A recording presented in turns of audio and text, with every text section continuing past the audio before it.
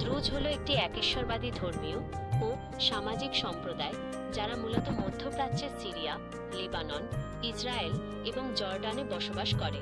তাদের ধর্মকে তাওহিদ ধর্ম বা আহলে তাওহিদ, একেশ্বরবাদী মানুষ বলা হয়।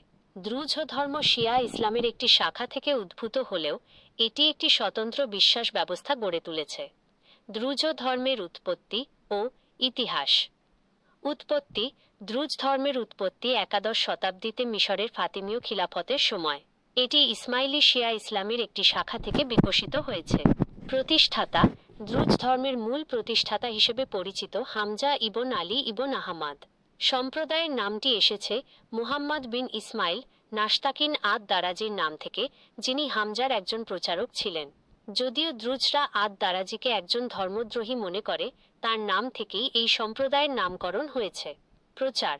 আদ দারাজি এবং হামজা ধর্মমত প্রচার করতে গিয়ে তৎকালীন ফাতিমি খলিফা আল হাকিম বি আমর আল্লাহর মাঝে ঐশ্বরিকতা দেখতে পান। তবে আদ দারাজির মতবাদ মূল দ্রুজ বিশ্বাস থেকে ভিন্ন ছিল এবং তিনি 1018 খ্রিস্টাব্দে নিহত হন। গোপনীয়তা। আল হাকিমের রহস্যজনক নিখোঁজ হওয়ার পর দ্রুজ সম্প্রদায় নিপীড়নের শিকার হয় এবং সিরিয়া ও লেবাননের পাহাড়ি অঞ্চলে আশ্রয় নেয়। এই সময় তাদের ধর্মীয় শিক্ষা আরও গোপনীয় হয়ে ওঠে।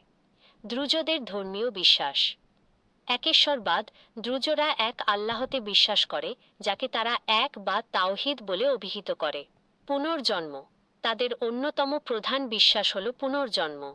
তারা মনে করে মৃত্যুর পর আত্মা তাৎক্ষণিকভাবে অন্য একজন দ্রুজ শিশুর দেহে ফিরে আসে। এই বিশ্বাস তাদের শোক প্রকাশের ধরনকেও প্রভাবিত করে। ধর্মগ্রন্থ। তাদের পবিত্র ধর্মগ্রন্থের নাম কিতাব আল হিকমা বা জ্ঞানলিপি। এই গ্রন্থটি অত্যন্ত গোপনীয় এবং শুধুমাত্র উক্কাল নামক নির্বাচিত ধর্মীয় নেতারাই এটি পড়তে পারেন। নৈতিকতা। তারা সত্য কথা বলা, দানশীলতা এবং আত্মনিয়ন্ত্রণের উপর গুরুত্ব দেয়। ধর্মান্তর। দ্রুজ ধর্মে ধর্মান্তরিত হওয়ার কোনো সুযোগ নেই। সম্প্রদায়ের বাইরে বিয়ে করাও তাদের কাছে নিষিদ্ধ। তারা কি মুসলিম কোনো নবীকে ফলো করে? দ্রুজদের ধর্মীয় বিশ্বাস মুসলিমদের থেকে ভিন্ন। তারা ইসরায়েলি নবী শুয়াইবকে বাইবেলে জেথ্রো, তাদের প্রধান নবী হিসেবে শ্রদ্ধা করে এবং তার সমাধিস্থলকে একটি পবিত্র স্থান হিসেবে বিবেচনা করে।